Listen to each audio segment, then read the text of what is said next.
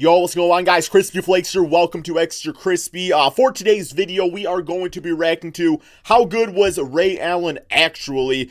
And I'm going to say straight up, man, I feel like all you millennials out there, all you Z-Gen, I don't know what y'all call, man. Y'all disrespect Ray Allen. You're all of freaking like Stephen Curry. And I understand like Steph Curry, what he does on the court is absolutely insane. But I don't think Ray Allen gets nearly enough respect. This dude got the prettiest jump shot of all time, by the way, too, man. But let me just put it into perspective, okay? Like people go out there and disrespect this man because Steph Curry like has shattered his 3-point records. And like, yo, I get like Steph Curry, amazing shooter. But let me just say, Ray Allen's career average of 3-point attempts is around like 5.7. And that's throughout like his entire NBA career, right, man? So like early on, before the 3-point shot was really even like utilized a lot, like he wasn't really shooting a ton of threes out there. Meanwhile, like Steph Curry, as of right now, like by the time his career is over with, the way the three ball is progressing, is averaging right around like 11 or 12 attempts per game, which is nearly double.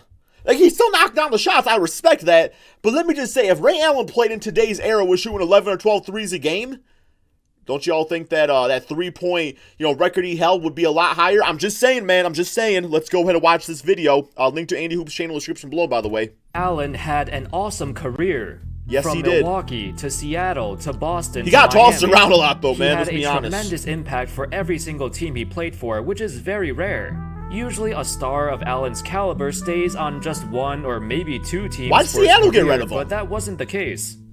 Despite Allen's incredible We literally could have had a team of Kevin Durant, Russell Westbrook, and Ray Allen. And y'all should have kept Rashard also. Better than Serge Ibaka. journey, when we look Serge back played at his center. career, the Nah, thing it's we'll Steve remember Adams. the most is that he'll No, y'all never be Kendrick Perkins, attached my bad. to a single team. But there's also some other misconceptions Yeah, the of Bucks Ray had Allen, Michael Redd, mainly so from people who never saw him during his prime. Some say he's just a shooter, but he wasn't just Ridiculous. a shooter. Athletic, He too. was a complete player from top to bottom. Dunk who on your ass eventually real became quick. a spot-up shooter as he got older. How's it going, folks? My name's Andy, and today let's talk about Ray Allen. But before It is kind of crazy to think about that, like Steph Curry, like what he does, like off the dribble and stuff. He like literally has like an entire 10-year career from the age of 40 to 50 of just being his dad, Del Curry, and just like being a spot-up shooter. Like he can literally just be his brother, Seth Curry, from that age. And like I could see him doing something like that. Like why not? Why can't Curry sit in the corner until he's 50, man, just shoot threes? You still gonna play defense on him? we start, cue the music. Oh, okay, we got that. We got a little bit of an ad right here. Looks like Raid, which I've not tried out, but I always think it looks good, man. But, I probably will never actually download it. More of an old school RuneScape type of guy if I'm going to be playing something on my phone. All right, here we go. Entered the NBA as part of the legendary 1996 NBA draft. Coming out of UConn, pick. Allen was known as a deadly shooter. Who was from drafted mid-range, over him? From three, from everywhere on the court. When he got drafted by the Timberwolves with the 5th overall pick, they immediately traded him to the Milwaukee Bucks. You guys are such... That's one of the most dumbass franchises of all time. You literally tied your hands onto... You could have had Ray Allen, and you could have had Steph Curry. And your bitch asses are trading away, man! For Stephon Marbury's fine, but I'll take Ray Allen. My God, what a... In exchange for Stephon Marbury, which was their 4th pick... Y'all and could have had veteran Stephon Andrew Curry Lang. also. And Right Stephon when he Ray stepped Allen. onto the NBA court, he immediately got to work. In his rookie season, Dumbass he instantly management, became man. the team's starting shooting guard and KG and averaged Ray over Allen. 13 points per game. Could have had. His deadly 3-point shot translated very well to the NBA as he shot 39% Could have been the from Celtics. 3 on nearly 4 attempts per game. Which, back then, that was a lot and a very good percentage. Over the next few Not like the years, days he would today. increase his scoring output and slowly become the team's first option. Yep. By the 1999 to 2000 season, Allen was leading the team in scoring and averaging over 22 points per game, shooting over 42% Ray. from 3, and became Spray, an all-star. Now, one of the misconceptions about Allen's career is that people think he's just a shooter. Hell no. But back when he was younger, he was one of the best all-around guards in the NBA. Look at that shit, man. He Reverse scored off dunk. the dribble, he scored at the rim, he was an incredible athlete. He even participated in the 1997 Slam Dunk Contest Let's see it. as Let's a see rookie. it. Let's see it. Allen's offensive game was phenomenal, and Okay. he was usually second on his team Fine. in assists, behind Sam Cassell. Despite not being known for his passing, Allen was a good playmaker simply because he was so good at breaking down the defense. All just you young basketball fans out there, you just remember him, being a spot-up shooter around the Celtics and then going to the Miami Heat and hitting that shot against the Spurs, man. You don't remember the old Ray Allen. Nowadays, we see a lot of shooters have what we call gravity, basically luring the defense to one side of the floor because they can't let a great shooter get their shot off. Allen was an early example for that shooter's gravity. Before he came into the NBA, there were a lot of great shooters before, but nobody had the combination of his speed, athleticism, and quick release. He forced defenses to play a lot differently than against other teams. Damn, dude. MJ dunk right there. The 2000 to 2001 season was Allen's best season with the Bucks. The team finished with a 52-30 record. They had a big three of Allen, Sam Cassell, and big dog Glenn Robinson. Combined, imagine Sam Cassell being part of a big three. Points per game, and at the time, they were arguably the best trio in the NBA, as those three led the Bucks to the best offensive efficiency in the entire league. This team would reach the Eastern Conference Finals, but unfortunately, they would lose a tough 7-game series to the Philadelphia 76ers. This series was quite controversial, and a lot of Bucks players felt like the refs were favoring the Sixers in every game. Play defense on Iverson. Oh, wait, you can't. Himself said that. I think there's no question about that. The league, as a marketing machine, the bottom line is about making money. It behooves everybody for the league to make more money, and the league knows that Philadelphia is going to make more money with. Hell no, man, because if you have Sam Cassell in the NBA Finals, you have a legit alien playing in the NBA Finals. Like, who's not going to pay to see that, man? LA than we would with LA. And looking at the disparity in free throws and fouls called, that was true. It was heavily in favor of the Sixers. Through the 7 games, the Bucks were called for 165 personal fouls, while the Sixers were called for only 122. Okay, that's ridiculous. That's an average of 6 more fouls per game called against the Bucks. Little suspicious. Okay, it was also true that Iverson and the Sixers were much more popular than the small market Bucks, and it would make sense if the league wanted to see a Sixers vs Lakers finals instead of the Bucks vs Lakers.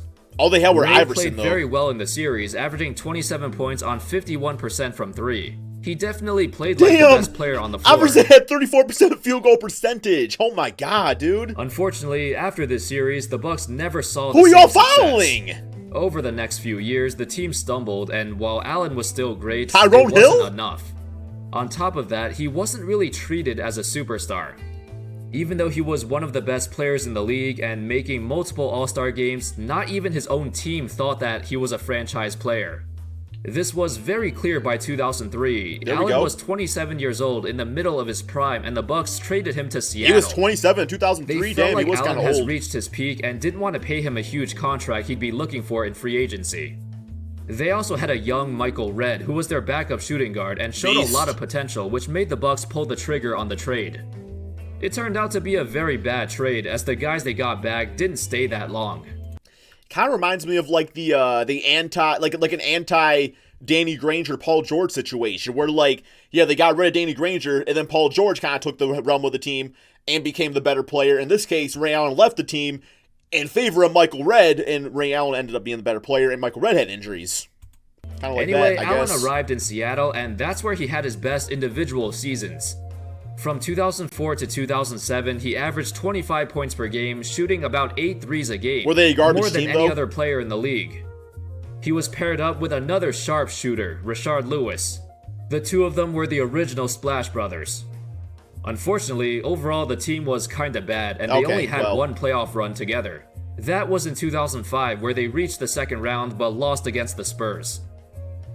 Yeah, everybody did that. By 2008, Allen was 32 years old, and he just wanted to win. He didn't want to play for a non-contender anymore, so along with Kevin Garnett, the two of them arrived in Boston to play alongside Paul Pierce. This was the first super team in the modern era, where 3 guys talked to each other beforehand and wanted to play together. It changed the landscape of the NBA forever.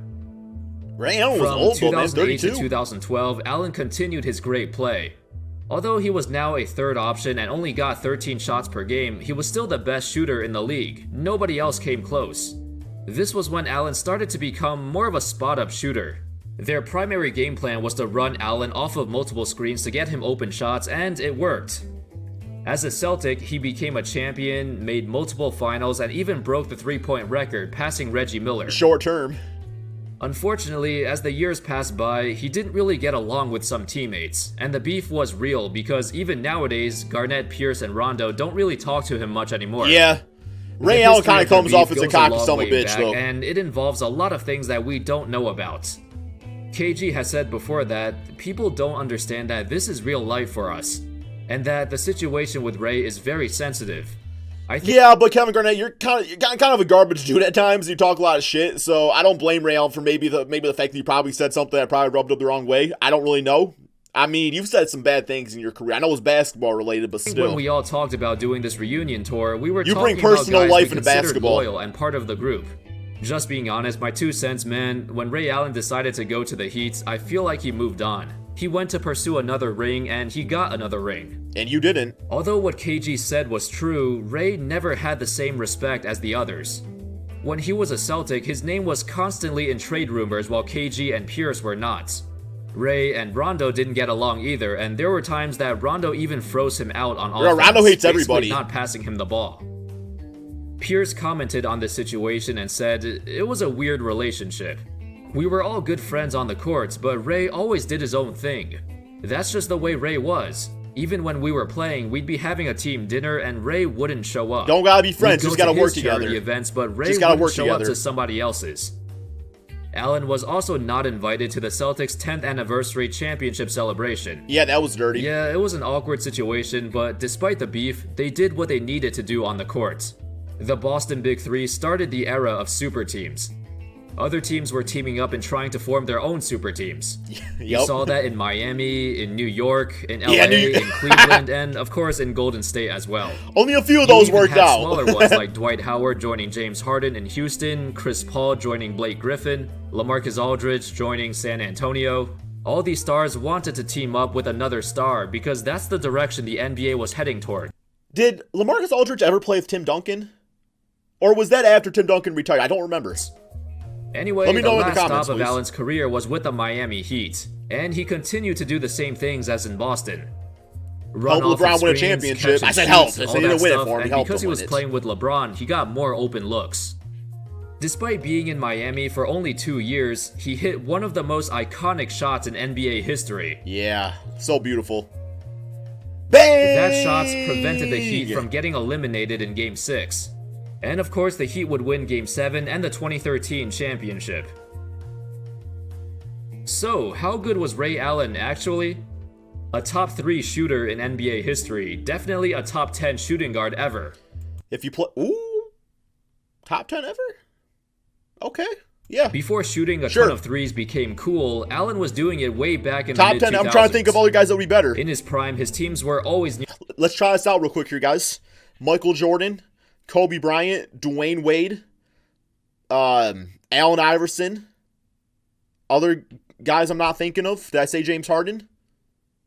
Yeah, I'd probably say top 10. Okay. Near the top of the league in offensive efficiency, and that's because Allen was a really efficient scorer. But despite being known as primarily a shooter, his offensive game was incredibly versatile. He was a dynamic athlete, an amazing all-around player back in the day. But because his jump shot was so smooth and so good, it overshadowed the other areas of his game.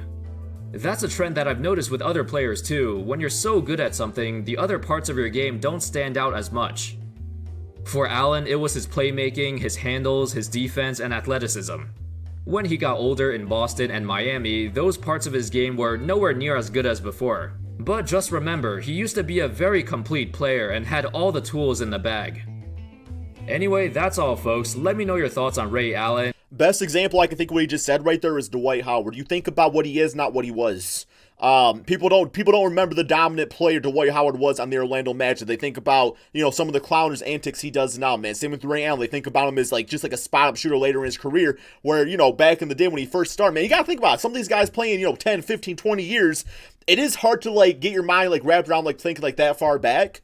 But damn, these dudes were doing it, man, before a lot of us were even watching basketball. So, yeah, a very good video by Andy Hoops, guys. Thank you all so much for watching. Be sure to drop that like, subscribe if you're new to my channel, and peace out, my friends.